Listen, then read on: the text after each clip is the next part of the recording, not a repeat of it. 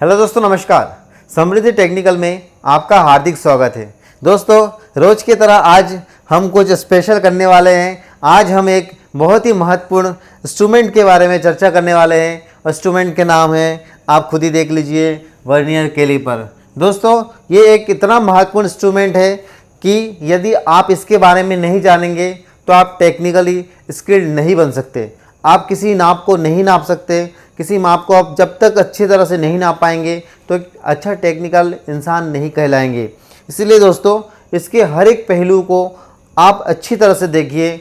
और उससे पहले मैं आपको बताना चाहूँगा, यदि आप हमारे चैनल को फर्स्ट टाइम देख रहे हैं तो सब्सक्राइब करिए और बेल आइकॉन के बटन को ज़रूर दबाइए, क्योंकि हम लगातार एक से बढ़कर एक अच्छे से अच्छे वीडियो हम आप तक पहुँचा रहे हैं। सारे इंस्ट्रूमेंट के बारे में जानकारी दे रहे हैं, तो आप लोग फटाफट सब्सक्राइब कर दीजिए। और हम शुरू करते हैं वर्नियर कैलिपर के बारे में। देखिए दोस्तों, वर्नियर कैलिपर जो है, हम इसमें बात करने वाले हैं इसके बनावट के बारे में, इसे किसने बनाया है और कब बनाया है, और साथ में हम देखेंगे कि ये मटेरियल कौन सा है, इसका साइज क्या है, इसका प्रिंसिपल क्या है, सिद्धांत कौन सा है, और लिस्ट काउंट को कैसे निकाला जाता है।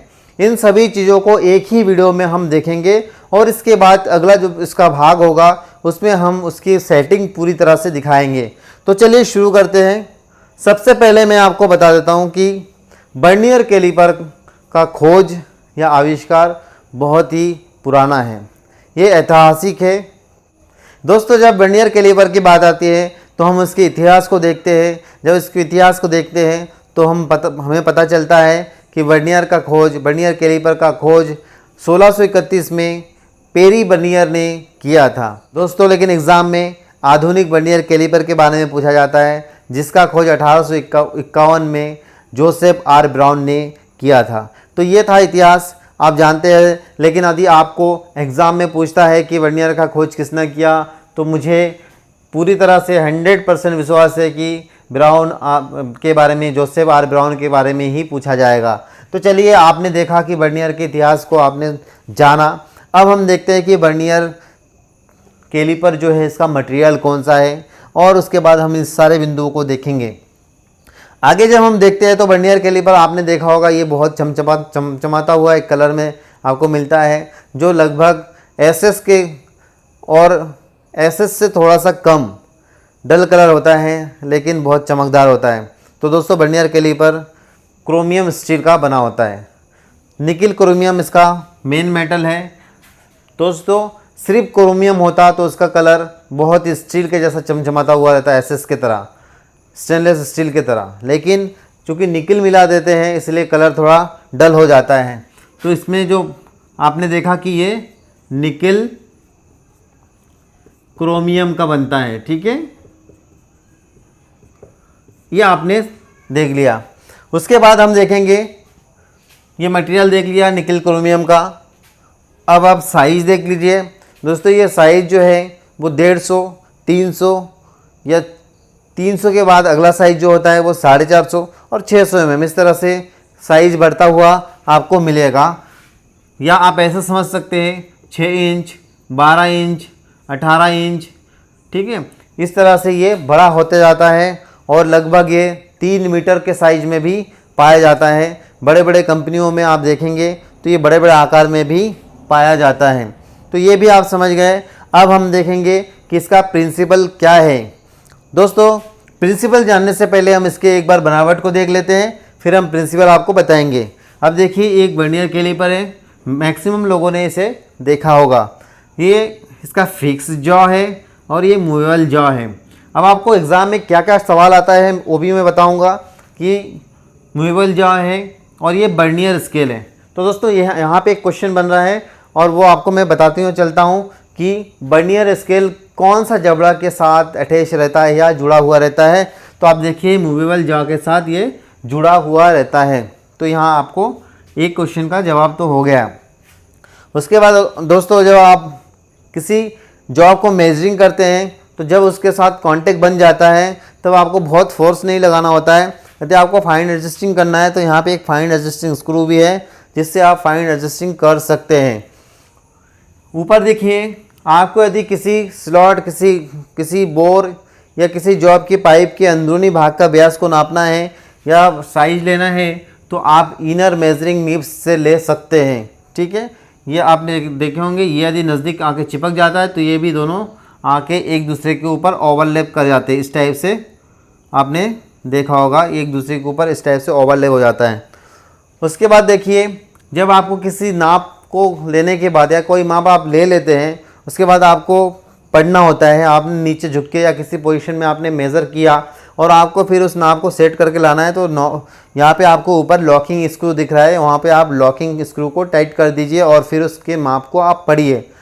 उसके बाद आप देखेंगे ये काफ़ी लंबा होता है, हमारे पास जगह की कमी है इसलिए मैंने इसे इस प्रकार से बनाया है। उसके बाद मैंने इसके थोड़ा सा नीचे, इसके एक हिस्से को हमने नीचे भी बना दिया है। तो ये नीचे का हिस्सा क्या है तो इसे भी आप देख लीजिए।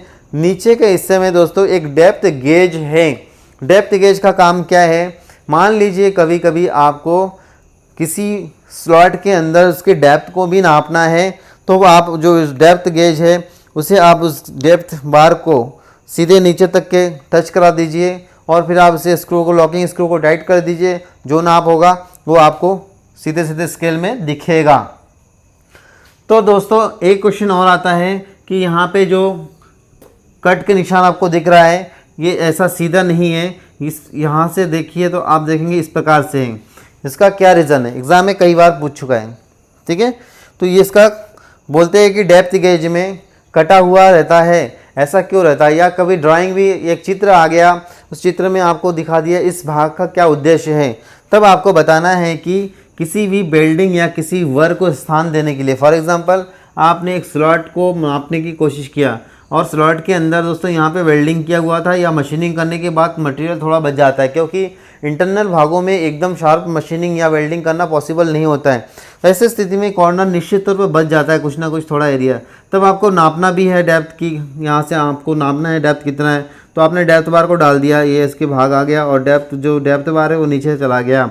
अब यहाँ से दोस्तों यदि कट का निशान नहीं होगा तो दोस्तों आप सोचिए कैसे सीधा नाप सकते हैं। आप नहीं नाप सकते। क्यों नहीं नाप सकते, क्योंकि ये आके यहाँ टकरा जाएगा और आपके नीचे ऐसा आपके वर्नियर कैलीपर जो है वो टेढ़ा हो जाएगा, तो आप कैसे नापेंगे, इम्पॉसिबल। तो इसलिए ये होना अत्यंत आवश्यक है। तो मैंने बातों बातों में आपको 3-4 क्वेश्चन जो है बहुत मोस्ट इम्पॉर्टेंट क्वेश्चन इससे मैं आपको बता दिया है। अब आगे देखिए, आप इस बनावट के बाद आपको और क्वेश्चन बता देता हूँ मैं कि इसका मेन स्केल किस भाग पर बना होता है। तो दोस्तों देखिए यहाँ बीम और मेन स्केल लिखा हुआ है, मतलब बीम अथवा मेन स्केल। तो बीम के ऊपर इसके जो बीम होते हैं उसके ऊपर मेन स्केल बना होता है। वर्नियर स्केल जो है वो मूवेबल जॉस के ऊपर बना होता है, इसे भी आप ध्यान रखिएगा। ठीक है, उसके बाद और एक क्वेश्चन सुन लीजिए। ये जो आपको दोनों हिस्सा दिख रहा है ये नाइप एज है। नाइप एज क्यों है, क्वेश्चन आता है। मान लीजिए किसी जबड़े को आपने ऐसा बना दिया, पूरी तरह से फ्लैट बना दिया। अब क्या होगा, आप जब नापेंगे तो प्लेन जो आपको तो नाप सकेंगे, ये पैरेलल में है। लेकिन यदि किसी चूड़ी को नापना है तो क्या चूड़ी के अंदर वो जाएगी इतने मोटे 5 mm की चौड़ाई, बिल्कुल नहीं जाएगी। तो कैसे हो पाएगा, इसीलिए दोस्तों यहाँ पे नाइप एज बना देते हैं। यदि आपको इसी प्रकार की कोई चूड़ी नुमा किसी जॉब को आपको नापना होता है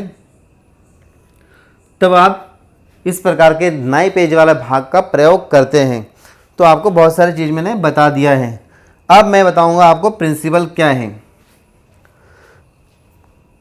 इसमें 5-6 क्वेश्चन मैंने आपको बता दिया है और भी क्वेश्चन मैं आपको बताते जाऊंगा।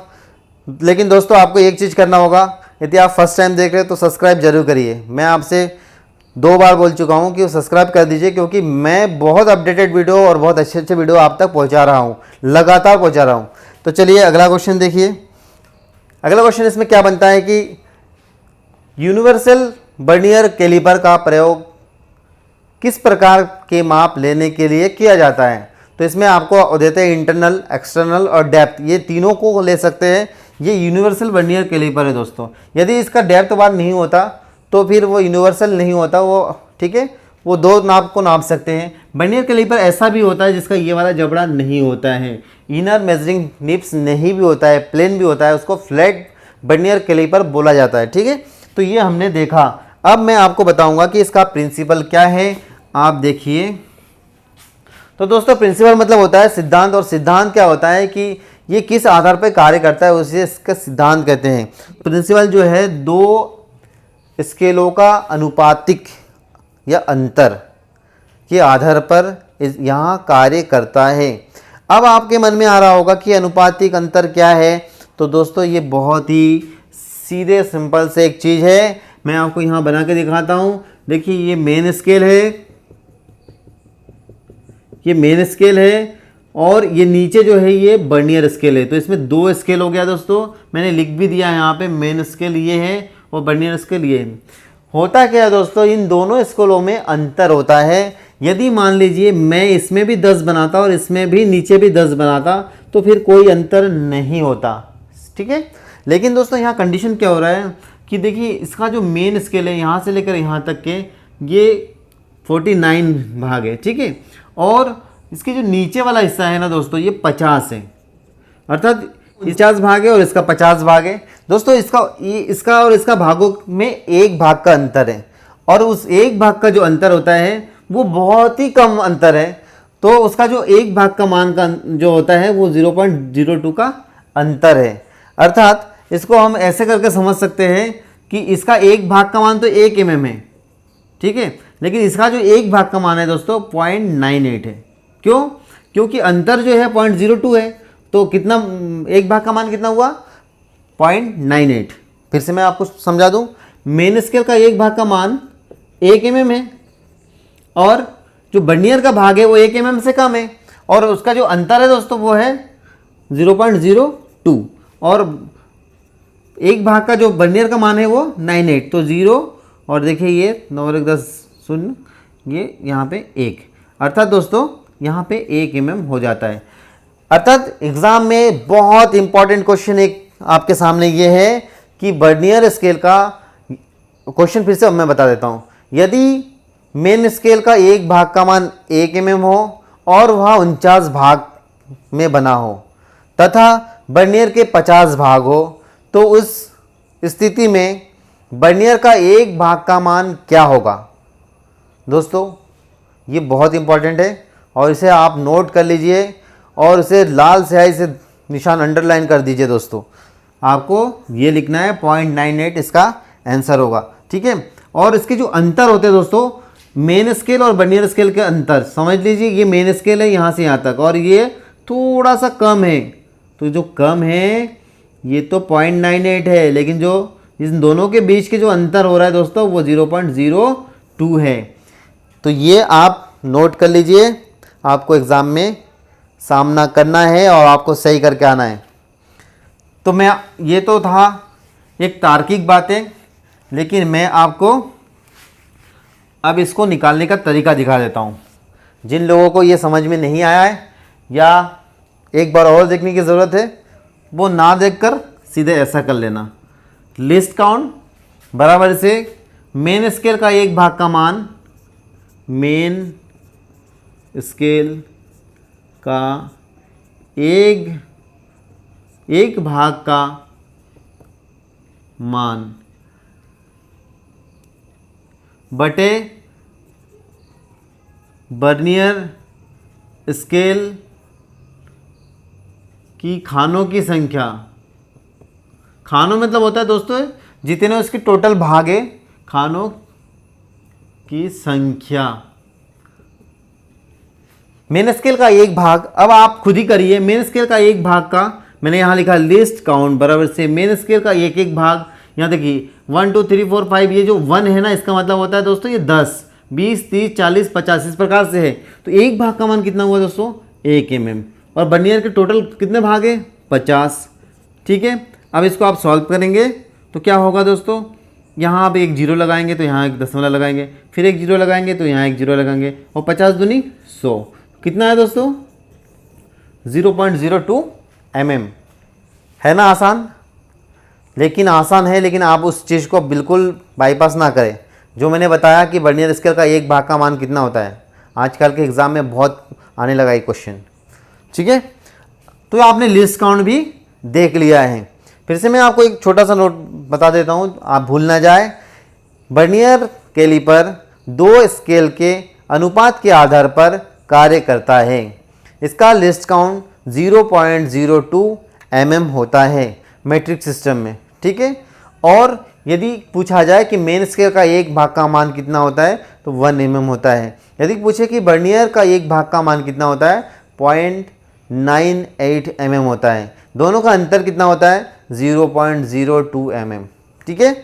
और इसके बाद हम देखेंगे कि वर्नियर कैलिपर को कैसे सेट करते हैं और उसके रीडिंग को कैसे पढ़ा जाता है। इसके जस्ट अगला वीडियो यही होगा।